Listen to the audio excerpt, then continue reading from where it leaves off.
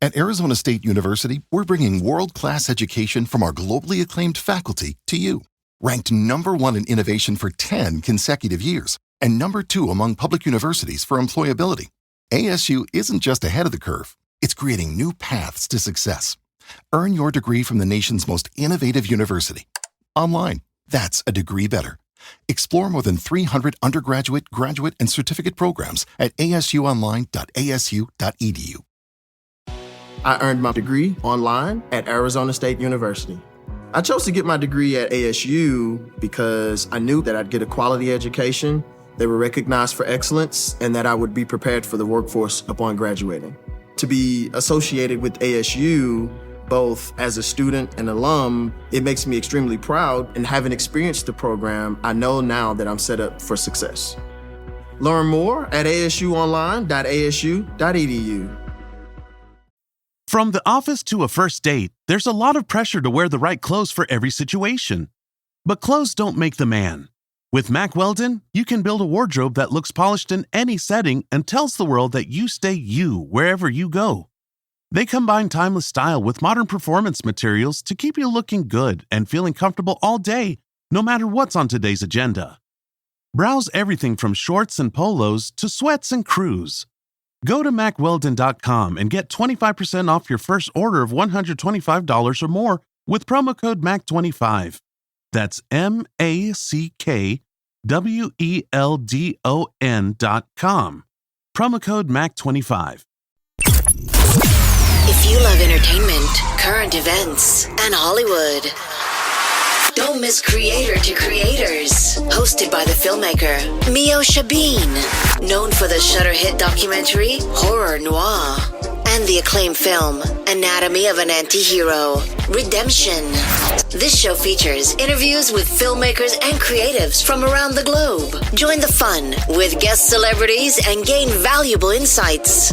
Subscribe now and follow Creator to Creators. Hi guys, welcome to another episode of Creators to Creators today. Today we have a special guest. Hey, how's it going, everybody? My name is Jason Johnson, also known by my artist name, Vytal MC. Vytal MC, Jason. I love that.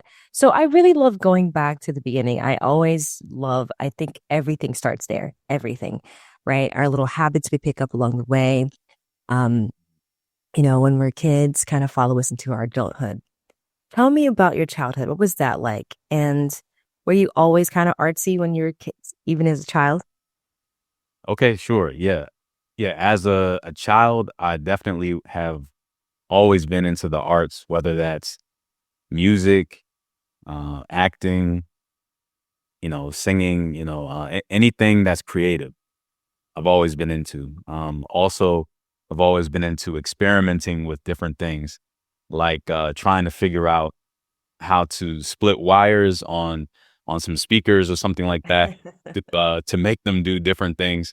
Used to experiment a lot with that. When I first started making music, one thing that I did was, because I didn't have my own music yet, so what I would do is, and this is back when, cassette tapes were still popular. Okay, yeah. Okay, so we're around the same age, I think. Yeah. So what I would do is I would listen to like one of my favorite songs, and if there was an instrumental break somewhere in there, what I would do is I would take a cassette tape and I would tape that part, and then I would pause it, and then I would rewind it and tape it again and keep doing that until I had like 3 or 4 minutes of an instrumental. Wow. And I would take that cassette, and then I would take a blank cassette, and then I would record. And that's how I did my first recordings. Like when I was in elementary school, middle school, that's how I used to do it. Thank God we don't have to do that anymore, right? Because that seems really intense. I mean, I'm all for the creative process and like doing things like that. I actually think it's something to it. Like, I always say there's a difference between classics and like it's this new digital age we live in where everything's just like so fast. Right. But I think there's something to it, but I definitely wouldn't want to go back because I definitely remember shooting on like VHS like cameras and like I did not like that or even like film. So I think I really I do like I definitely embrace the new stuff, that technology that we have now. Yeah, my first professional studio recordings, because I recorded a 4-track EP when I was in high school. Oh man. I went outside of my own home setup and went to a real studio. But even there, right, I was recording all of the masters of the recording were on SVHS tapes. Oh wow. Yeah. Wow. That's So incredible. things are so much easier now, right? But I appreciate kind of learning it the hard way and learning more of the analog stuff back then, because I'm able to, I guess, bring even though I do it differently now, I'm able to bring some of that experience into now these more like easier digital ways of doing things. Yes, absolutely. Were your parents pretty supportive of like your creative endeavors? Like I would think, I mean, for me, I think we kind of have a similar, because I read something, you were 16 when you gave your life to Christ, which is awesome. You know, I'm a PK kid as well. I just didn't go down that route, but God is amazing. I just thought like I was the one that was like, quote unquote rebellious, like, oh, let's do it this way and do this and do this. But, always God was definitely the foundation of everything. But, like, I just didn't think I was going to do like ministry kind of thing. But would you say your parents were like okay with the fact that you're doing this stuff and going into this world, because it's like quote unquote worldly? Right. Yeah. You know what? So yeah, my parents, I didn't grow up in a Christian household. Okay. Right. So the topic of God didn't come up really. But around the time that I did become a believer in Jesus, around that, maybe like a year before that, I moved in with my dad. So prior to that, I was living with just my mother, because my parents divorced when I was like maybe 2 or 3 years old. It was a long time ago. So this was like the first time I ever really lived with my dad. And I would say my dad was always supportive of my music. He was a musician in high school and college. He played the clarinet, which is a little bit different from what I do, but little bit. but he still he liked that I was pursuing things, musically. Although he would always encourage me. He said that one of his biggest regrets when he was in high school was that, or not in high school, in college. He said when he went to college, his dad, my grandfather, enrolled him in certain classes, and when my grandfather left the school, he went back to the registrar's office because he had to sign him up for all these like math classes and science classes. He unenrolled himself from those and put himself into music classes instead.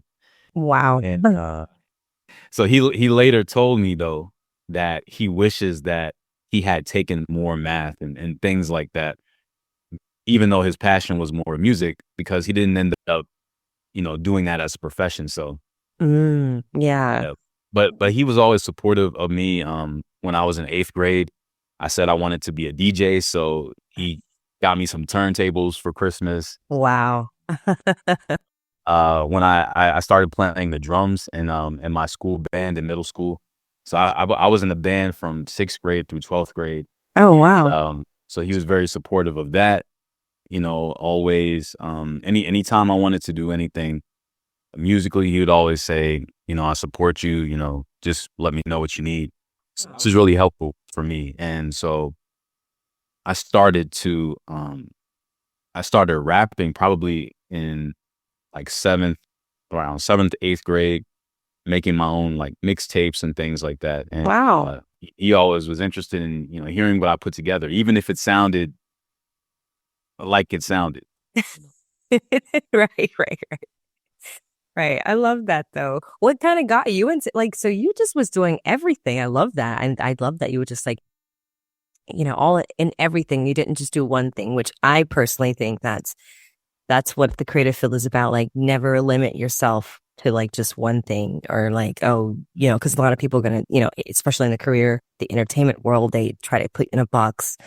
Like modeling, and I did modeling and acting and stuff growing up. Like people were like, that's all you're good at. And like, no, I want to try something else. Like, and then when I went to film school, when I went to school for cinematography, I was like, I want to try different things. Like I've always liked to be behind the camera, but I think I was talked into being in front because people would just say, "Oh, you look great," and use your looks. It's like, well, I think I have more than that, you know. But it's interesting because I read your bio. Like you're super smart. Like you have I mean, my gosh, you have an amazing Ph.D. My goodness, like you're mad smart. Like you can do anything you want to do. Which I think is so cool that you have academics and you also have the creative world that you can mesh both. Were you like, obviously you had to be really good at school to do all this. Because for me, I just I had to find like another outlet. I was like, school was just not, it just wasn't my cup of tea. It really wasn't. No, for me, like especially in high school, school was definitely not my thing. Right. And it wasn't just because I couldn't do it, but for me, it always comes down to why am I doing this? And I used to look around and I was like, so what's the point of this? I'm doing all this work that I don't really care about. So what? So I can get a piece of paper, because they were like, oh, you have to finish school so you can get into a good college. And I'm like, well, why do I need to get into a good college? Well, you need to get into a good college so you can get a good job. It's like, well, why do you need a good job? Well, you need to get a good job so you can pay off that college debt. So I'm like, wait a minute. So if I didn't go to college at all, I wouldn't even need to worry about that. So my thought was always like, this seems like a waste of time. I wasn't convinced.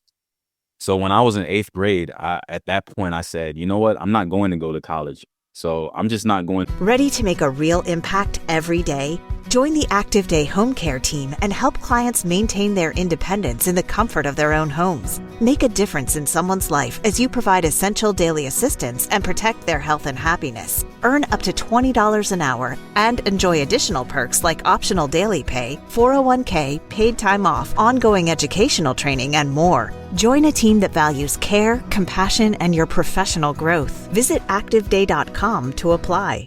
We all know that owning a small business means you wear many hats, but sometimes you really need an extra pair of hands. Upwork is how good companies find great and trusted freelance talent. With more than 2 decades of experience with a simple and ambitious goal of pioneering a better way of working, companies at every stage turn to Upwork to get things done and find more flexibility in staffing key projects and initiatives. They access a global marketplace filled with top talent in IT, web dev, marketing, and more. Posting a job on Upwork is easy. With no cost to join, you can register, browse freelance profiles, get help drafting a job post, or even book a consultation. From there, you connect with freelancers that get you and can easily hire them to take your business to the next level. Visit Upwork.com today and post your job for free. That's Upwork.com to post your job for free and connect with top talent ready to help your business grow. That's UPWORK.com.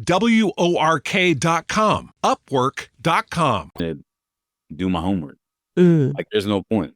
And I was barely just making it through to each grade. And I guess because of No Child Left Behind or whatever, I just kept progressing through the different grades.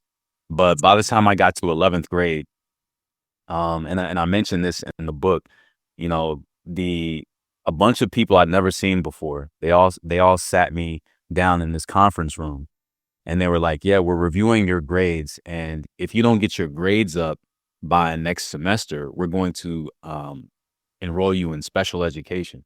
And when they said that, I was like, you know what? All right, that's it. That's enough for me. Right. Right. Because, definitely back then, it's a little different now because I'm actually a teacher now in the school system.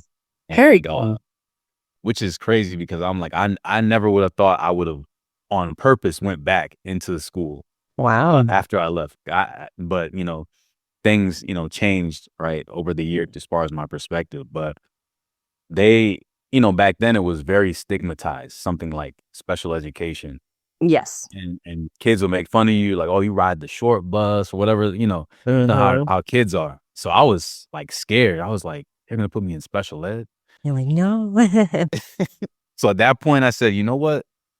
I'm about to start doing my homework. Yeah. I'm going to prove to them that I can do this. Right. Because my GPA, I don't even know what it was. It was like 1 point something. It had to have been. I was like, the only classes I did well in were the ones that I liked. Like I always liked history class and I always liked English class. So I made sure I did it not to pass, but just because I liked it. But then at this point, I was like, no, I have to take it seriously. And so I did that. I got my grades up a lot.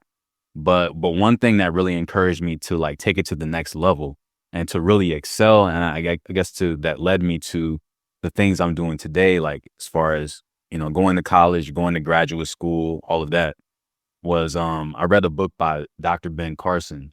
I love Ben Carson. Yeah. Amazing. He his book Gifted Hands, his memoir, it was really inspiring to me because he talked about how, he was in school and kids used to call him dumb and all this stuff. And, his mother, because he saw that, she saw that he and his brother were struggling. She told them, okay, I'm going to limit your time in front of the television. You can only watch 2 TV shows a week.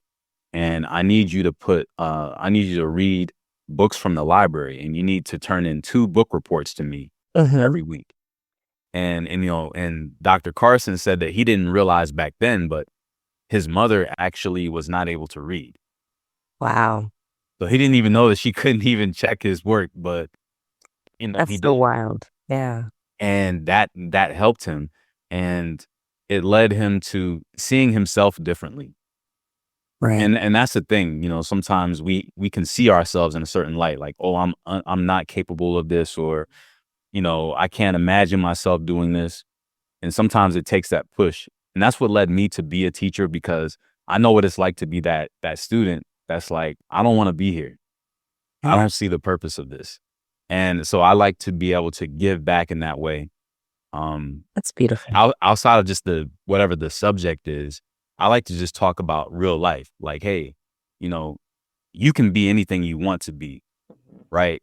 Yeah, that's cool. You want to graduate, you want to go to college. If you want to go the college route, then do it, right? But college is not for everybody. And some teachers don't say that, right? They try to make people be on this certain path.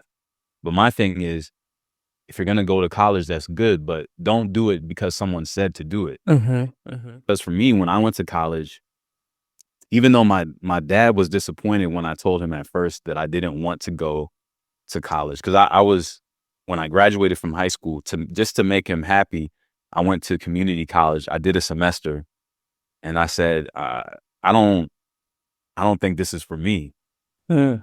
And I didn't tell him at the time, but I had already dropped out. Oh. But I was still like, I didn't tell him, but I told him before the semester ended. I said, I don't think I'm going to go back the next semester. Oh, wow. He was disappointed. He's like, no. But so eventually, though, he came back to me. And I think this is just parenting wisdom, right? I learned something from this. And because my dad was a very, wise person, right? So he came back to me. He was like, all right,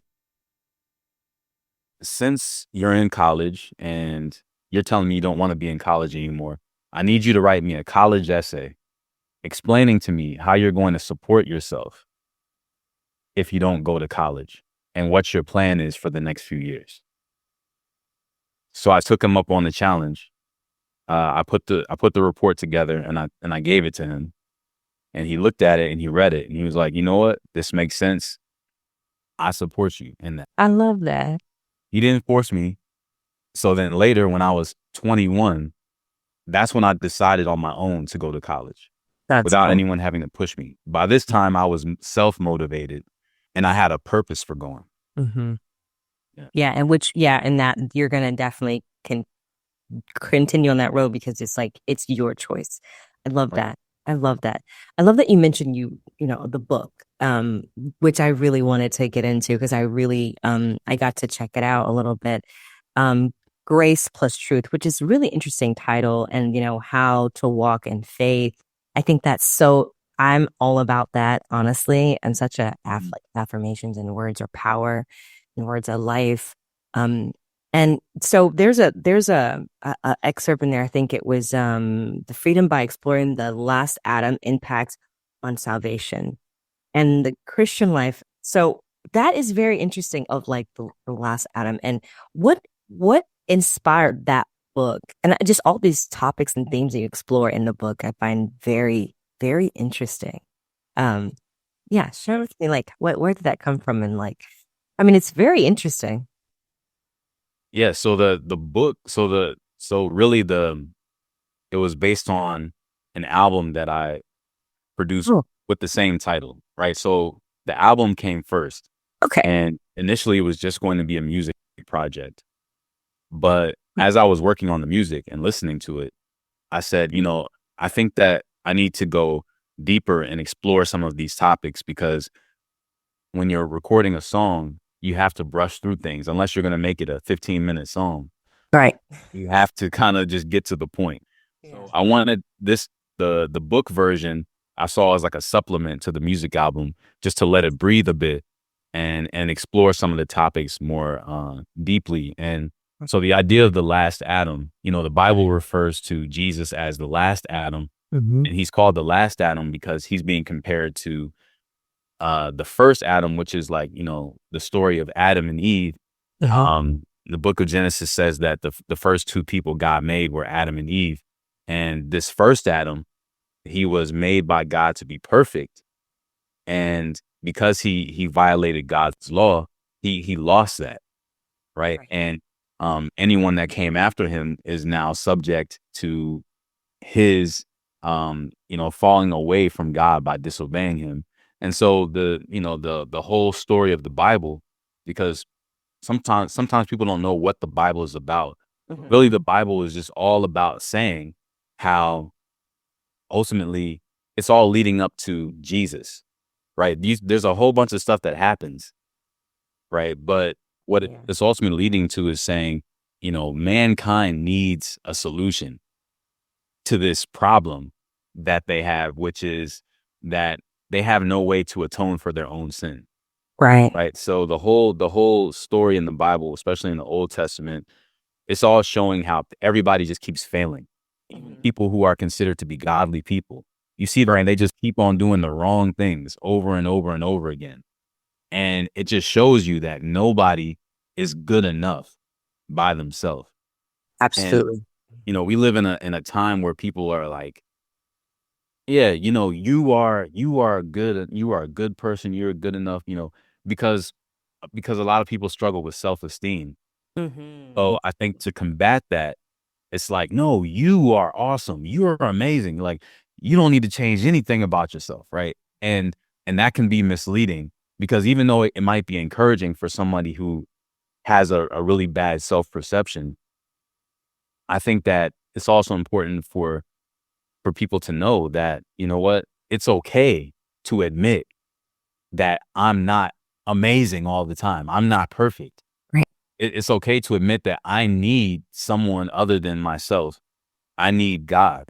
And because that's kind of going away a lot in our culture today, Oh it yeah. really inspired me to put this together, especially for those people who do believe in God, but are kind of like wavering in their faith because there's all these other things that are being thrown at them all the time. Oh yeah. And so I see this as kind of like a vitamin, like something just kind of like to boost the spiritual immune system. Mhm. Say like, hey, just remember, right? No matter what you have in life, no matter how much success you have, no matter how much people think you're awesome and all of that, Right. just remember, like, ultimately, if you were created by God, assuming that, someone believes in God, um, if you believe that you were created by God, then that means that your creator has a specific purpose for you. So Absolutely. when somebody, Toyota, when they make cars, they have a purpose for those cars. The purpose of those cars is not to be used as a couch or to be used as target practice, right? The purpose of those cars is to be driven Right. so that people can get into them and go from point A to point B. And it's the same thing with God. If we believe that God has created us, then we should also ask this question. Well, if you created me, then why did you create me? What am I supposed to do? I don't want to just, try to figure it out on my own. because I'm not going to make the right decisions if I just do whatever comes in my head.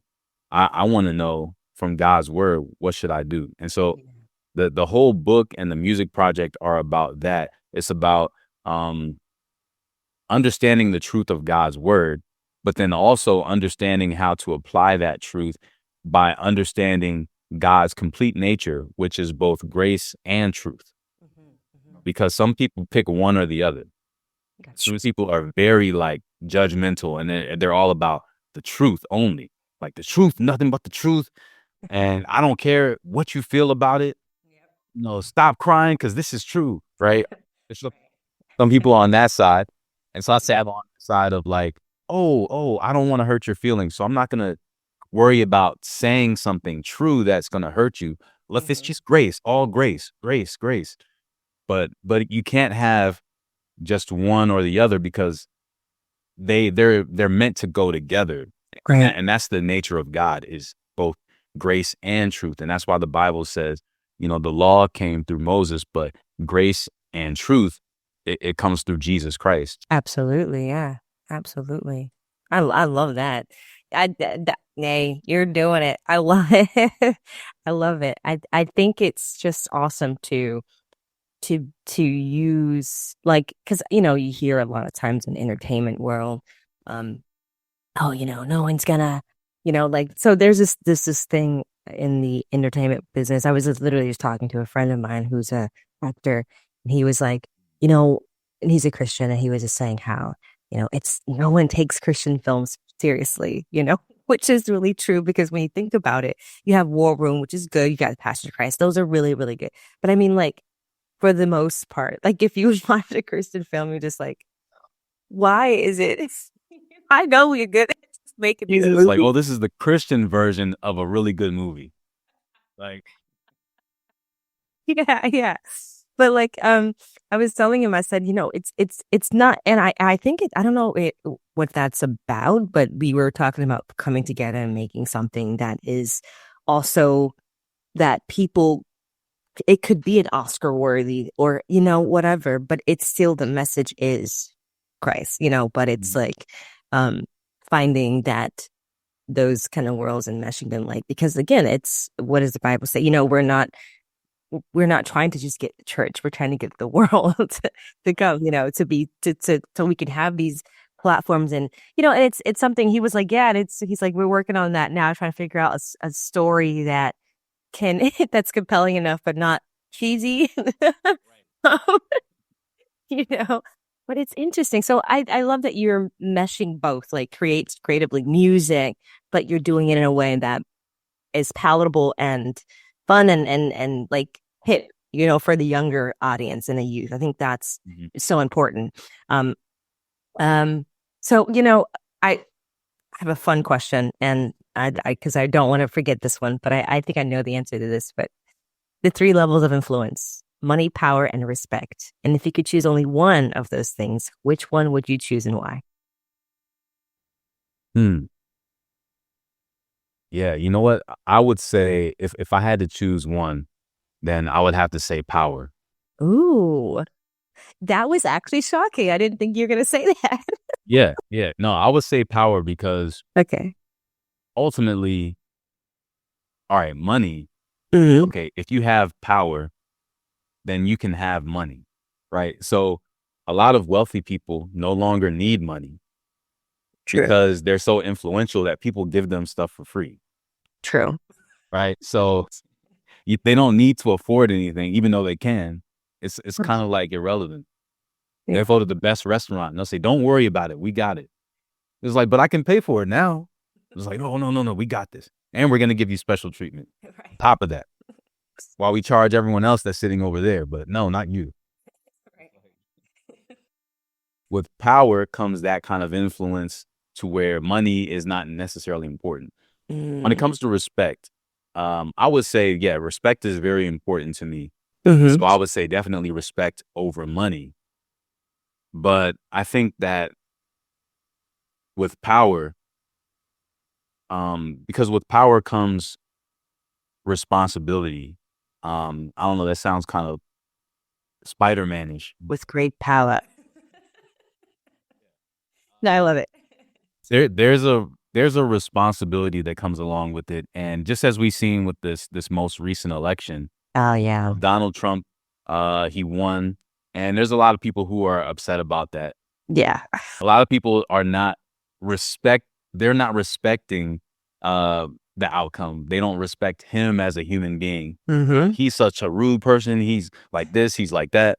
And ultimately, right, I guess as a leader, you can say, what matters more, that people like me, that people respect me, or that whatever it is that I think is important to make sure that that gets done. Right. And so in a position like that, and when you do have power, now there's a lot of people who abuse power, unfortunately, Right. don't use it for the right reason once they have the platform.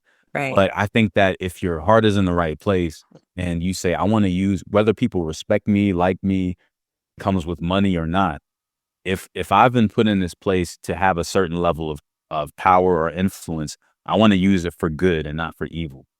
So that's why I think that's most important. I love that. That's wonderful. Man, it's so many questions I can ask you, but we have just a short time. It's interesting. Great answer, by the way. I love how you dissect that. Usually everyone says the noble answer, which is respect. And I'd be like, is it really? Would you actually choose that? But what do you believe the key to continuous growing and developing professionally, spiritually, and how do you encourage others to embrace the journey in their own lives? So you said personal and professional growth. Mm-hmm. Yeah. One thing that I always have enjoyed doing since I was a teenager, even in the times back before I was taking school seriously, one thing I always liked to do was to read. I always like to go to the library down the street from my house and just read and expand my mind. Because, sometimes I was like, well, things that they teach in school are not necessarily things I'm interested in, but I am interested in other things and I want to be knowledgeable about that. Yeah. It was building a muscle in me that I didn't even really realize at the time. It was teaching me how to do research, how to understand complex concepts. And so for personal development, that's something I do to this day. I read books all the time. I used to also, from the time I was young, I used to journal a lot, and that I got used to writing. And this is one of the things that I think is crucial for people, because we live in a time where we have AI, and AI seems to be taking over everything. Yeah. And even when it comes to writing, right? So with my book, I noticed that there's a lot of people who are writing books with AI, and I'm not going to knock people for that if that's the only way they can do it, if they don't feel confident in their skills. Uh-huh. But I do think that people are losing the art of creativity when it comes to writing. Uh-huh. Because if you can't write something without AI, then is it really you? Mm-hmm. Like, is it really your voice? Like if, Stephen King, for example, he came out with a new novel. People who have been reading Stephen King since the 70s are going to be disappointed if there's now this Stephen King novel written by AI, because they're going to be like, well, was it written by Stephen King or Guy Stephen? It's different. It's like it loses that special thing. And so that's one of those things that I always challenge myself in professionally, even though it's way easier to rely on some of these tools. Sure. Because I spent so many years, I guess, doing it the hard way and actually developing that, learning how to communicate and how to write, express my thoughts without relying on that. Yeah. I think that those people who continue to do that are going to stand out, because the market's going to be oversaturated with people who are using AI. And True. the ones who actually are writing for real, they're going to stand out because their stuff is not going to sound like flowery in that certain way. Yeah. How AI produces stuff. So, right. so that's a challenge I have for people. I know not everybody's going to agree with that, But it's just to say, just because it's there, it doesn't mean you have to just jump on the bandwagon with everything that's popular. Don't lose the art of, taking what's within you, because it's only in you. Yeah. There's no other you on the planet. So only you have the unique life experiences. Only you have the unique way of explaining things and all that. So you don't have to compare yourself to anybody else and say, well, I can't write like that, or I can't sing like that. It doesn't matter, because the fact that it's coming from you is what makes it so powerful. Absolutely.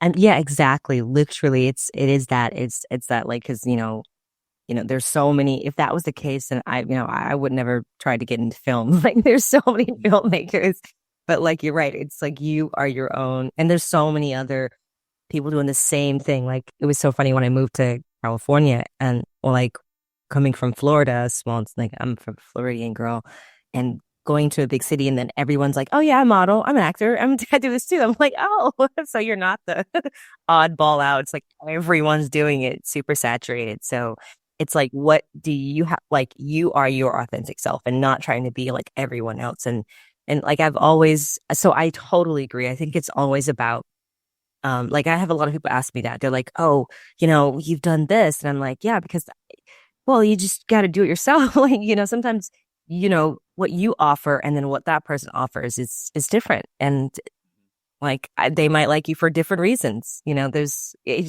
lot of times for me, it was never about my resume. Like, I've noticed, even when I've got the job over people that had way more experience than I have. And I think that is also favor from God. Absolutely. 100%.